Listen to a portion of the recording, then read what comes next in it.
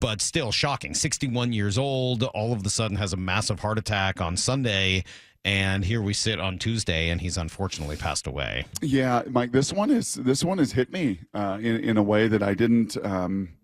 I don't know. I mean, you're never prepared for moments like these. As you said, a 61-year-old, incredibly impactful coach.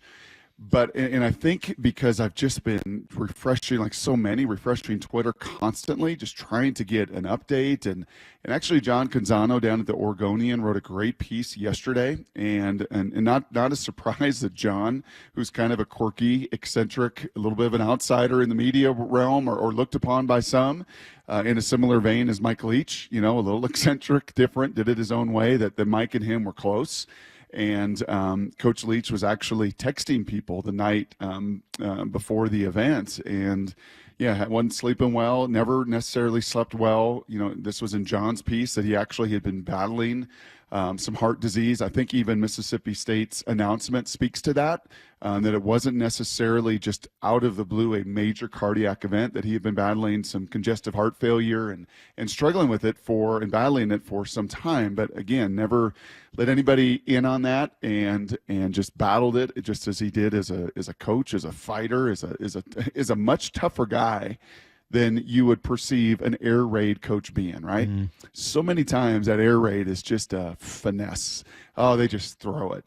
And you lose sight of just the actual mindset, which was attack. And they were going to attack people and teams and their opponent and not back down. And obviously, and you made light of this yesterday, heading over to it's not Sacagawea, right? I don't want to mispronounce it. How do we say it? Yeah. Thank you. Yeah. Pronunciation change. Well, in first grade with Mrs. Fields, it was Sacagawea, but now it's no longer that. And but he would take them over to their fields with knee-high grass and moms pushing kids in strollers, and they were on school buses, and he just wanted to make it uncomfortable, right? He had sand pits and hoses, and sometimes people thought it was inhumane and not right, and yet he knew how to develop players. He knew how to develop programs. He went to some of the. Like he knew how to develop coaches more than anything else. I mean, isn't that going to be his legacy? Yes. That, and Mike, and I put this tweet out yesterday. Thinking of coaches this century, not the previous century, not Woody and not Bo and not Bill Snyder and not others. This century, the most impactful college coaches. Nick Saban's one. He's the greatest winner in college football history. He is absolutely one on that list. But somewhere pretty close to that is going to be the influence and the impact of Mike Leach. And I'm assuming that's partly because of the air raid offense, which you now see a version of it virtually everywhere in the game. And then and that's his, right? I mean, he adapted it, he created it, he popularized it, et cetera. And then it's got to be the coaching tree. And I know a lot of folks think the coaching tree thing comes from just the system and people wanting a part of that system. But he must have done something with his especially offensive coaches to help develop those guys, because they've had a tremendous amount of success. 1,000%. I would say, and he would say, if he were with us this morning, say, Mike, it was Hal Mumme. Hal Mumme was the brainchild of a lot of this air raid. It's kind of an offshoot of the run and shoot, and he put his own spin on it and his own philosophy behind it. But Mike took it and then just absolutely ran with it. And when I say impact, and I'm not just saying that in a hyperbolic way in memory of him today, go look at middle school, high school, college programs, 7-on-7 all across America. There is not another system that has more imprints of that philosophy in it and around it. And to your point, Lincoln Riley and all of the coaches and the Dana Holgersons and the Josh Heupels and former players. See Cliff Kingsbury last night, right? Who was sort of the first quarterback in that system to really make it.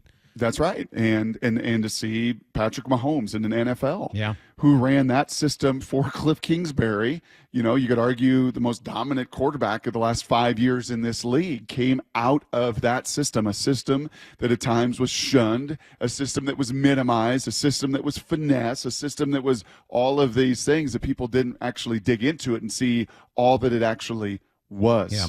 Gardner Minshew, who's hanging around in the NFL today, and just, an abundance of philosophy. And Andy Reid, they would point to it and say, yeah, I mean, we have taken stuff from that system, and you're going to see largely more and more of it come to the NFL, and Mike Leach has so much to do with that. You also can't talk about Mike Leach, though, without talking about the quirky personality and all of the, sort of weird and I say that with love. I mean, the oddball element of who he was, which led perfectly to the places that he coached. I mean, when you look at Texas Tech and Wazoo and Mississippi State, I mean, he went to out-of-the-way places, used his system to maximize the talent that he could get and minimize the importance of the positions that he couldn't get.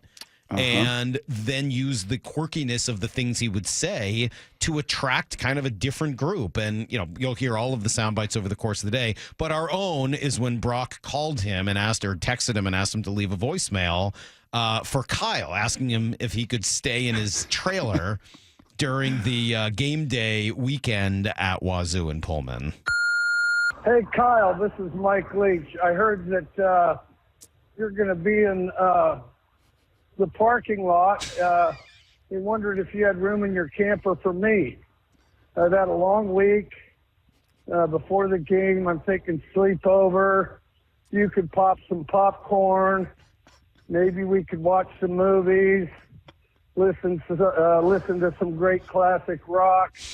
Just kind of hang out, just sort of unwind before the big game Saturday.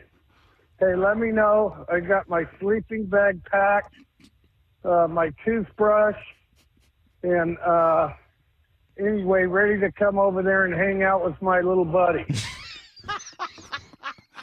Oh, man, I'm tearing up right now, Salky. Yeah. Gosh. He's just an entertaining person. We played I'll play it again here in a few minutes. The mascot, talking through all the Pac-12 mascots and wedding advice and everything about the Pirates. And I mean, he just unique person with a brain that worked in a way that was faster often and a little bit different from everybody else's. One of my favorite people was my producer for many years, who you met, Jimmy Z. Jimmy Z was my producer at ESPN for, I think, 8, 9 of my 14 years there. He texted me this morning and he said, and I think this is totally fitting, he said, I will smile when I think about him or anyone mentions him. I really hope someday someone says the same about me.